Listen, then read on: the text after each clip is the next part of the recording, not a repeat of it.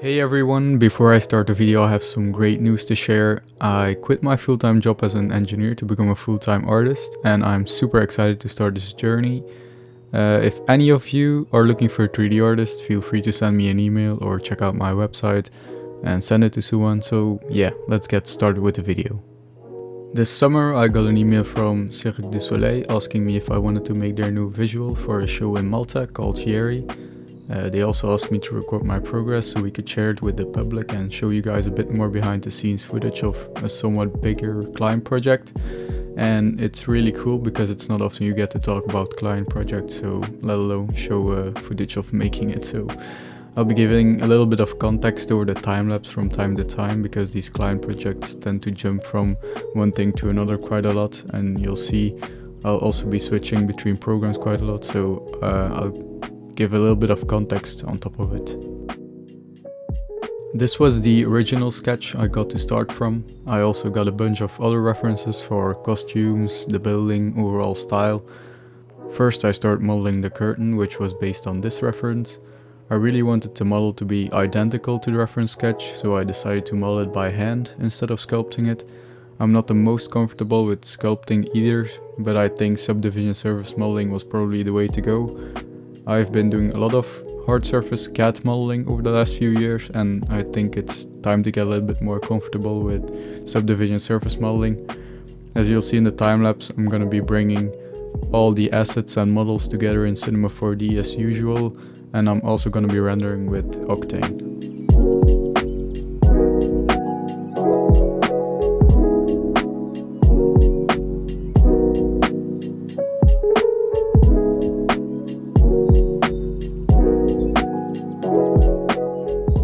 As you'll see, the references are mainly based on the history and culture of Malta, so I'll be using the architecture from this building as a reference. I did the building in Fusion 360, which I'm pretty comfortable with, so I could model this building pretty quickly.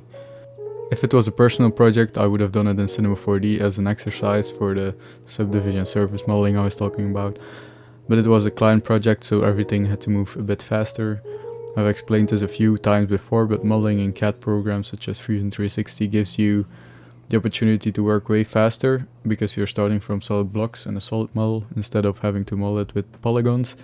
The topology from the exports to OBJ aren't always that good, but for a still image, it isn't a character that has to be rigged or put in a game or a movie, so it's totally fine if the textures don't look weird. So yeah, I just decided to go for the quickest way.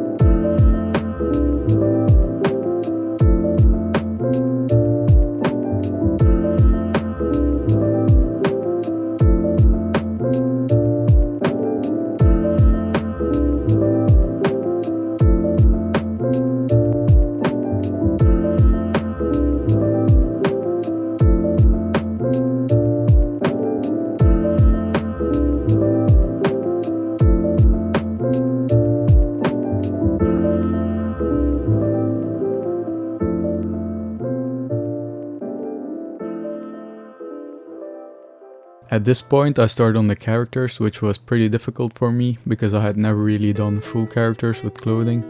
I had experimented with DAZ 3D and Marvelous Designer in the past, but I had never really combined the two. So I started off with a T-pose figure in DAZ so I could use it as a base to make the clothing. Then I posed the character as I wanted and I animated the movement going from the T-pose to the final pose. I could export this to Marvelous Designer and morph from the T-pose into the final pose while simulating the clothes on top. I had a bit of difficulty exporting these files from DAS because usually you would export a collada file from DAS 3D, which includes the animation I was just talking about.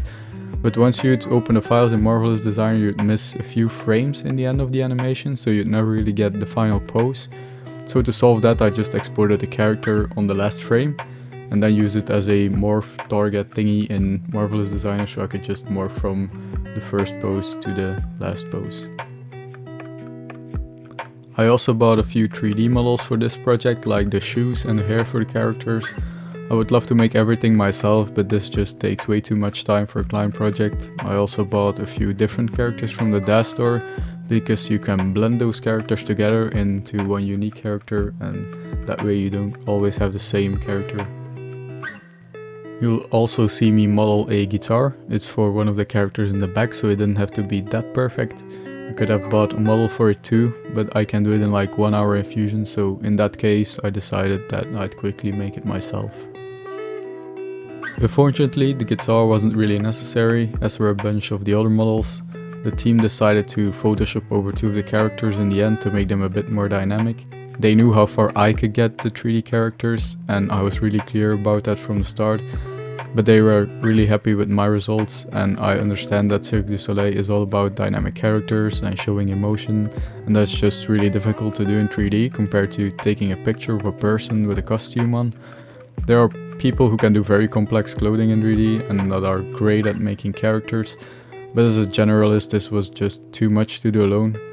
Near the end of the project they asked me to change the clothes and the characters to something more like this, and that was just too much and too difficult for me, especially with such a tight deadline. So I proposed a solution to just paint over it in Photoshop, since that was the only way to get it finished in time. We also had that option open from the start, so I'm still really happy with the results of my part, and I'm just gonna show you the process from that, and then I'll show you the final results after they made those changes. I learned a lot from this project and the client was happy, so I don't really mind that things had to change in the end, because that's just the way it goes.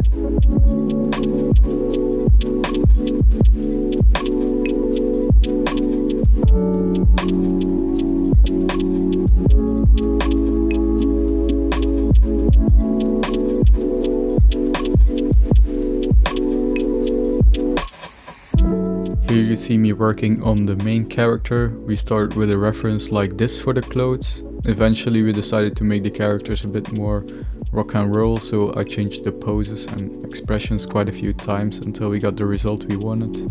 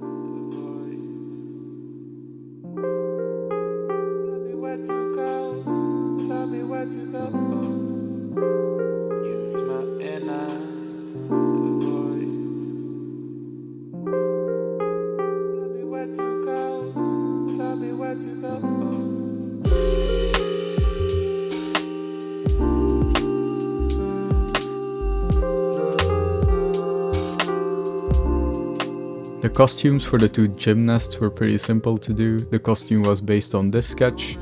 The last character was based on a pirate costume. It had a bunch of layers, so it wasn't easy to work with because they kept moving in directions I didn't want them to, but I learned a lot from the previous characters by then, so it wasn't that bad.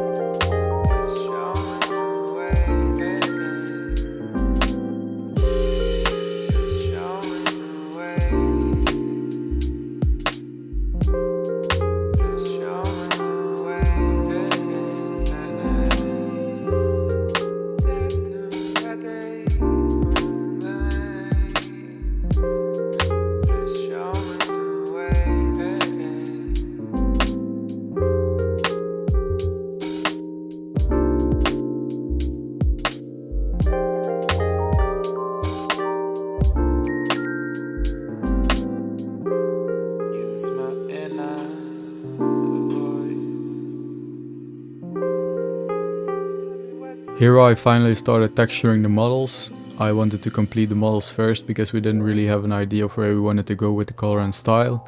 I just started putting on some colors to see where we could take this.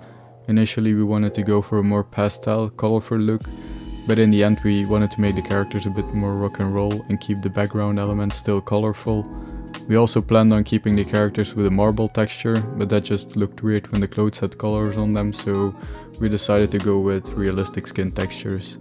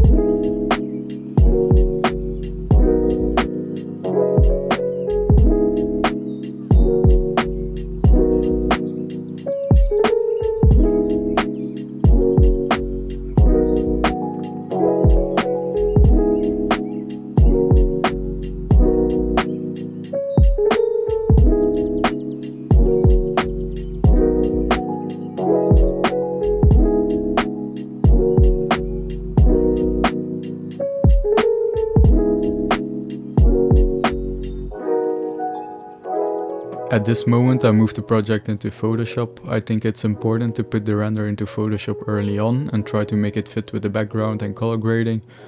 I started with some basic clouds in the background, but we slowly moved on to the final look. I think it really helps to put everything together from time to time. It only takes a few minutes to put everything in Photoshop, but it gives you more confidence to continue in 3D when you see the result with a bit of color grading on it. A bunch of the textures were taken from the Substance Source library, which is pretty handy to save some time. I also bought a 3D model for the eyes to have some more control over eye color and overall look.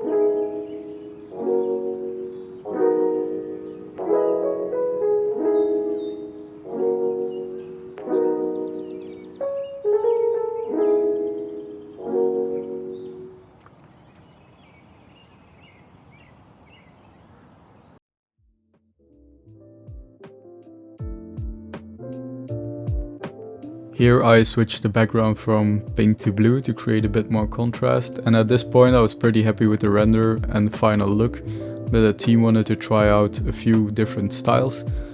So a little further on I decided to make the image more rock and roll by making the background darker. It was pretty cool, but the bottom of the image looked a bit like ice, and it wasn't an ice skating show, so we needed to avoid that. We decided then to move back to a more colorful and bright version, but keep the characters a bit darker.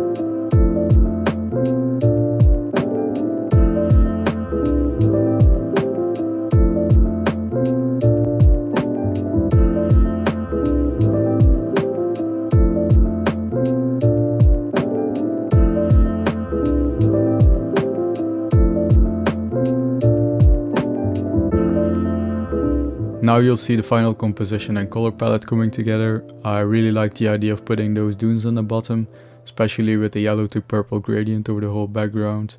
I kept the middle structure pretty much white and silver to have enough contrast and not make the whole image filled with different colors. We also switched all clothing to black, and I think that was a really good idea. Using too many different colors is always dangerous and that can really ruin the image.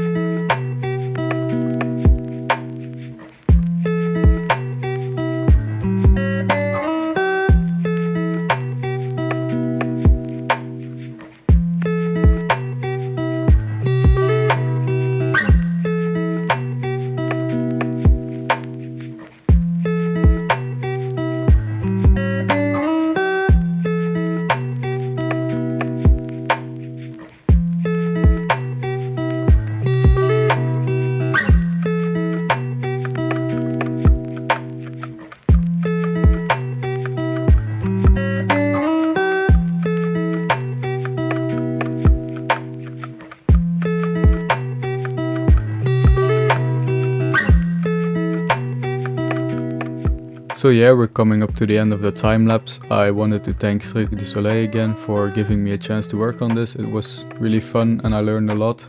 It's also really nice that I can share this with everyone on my YouTube channel. And yeah, this was my final version, and this was the one with the overpainting. I leave it up to you to decide which one is your favorite, and I hope you liked the video. As I said at the start of the video, I hope to make some more videos this year, since I'm going to focus full time on art. We'll probably do a bit of live streaming as well, so let me know what you'd like to see. And yeah, have a great day, and I'll see you in the next one. Bye.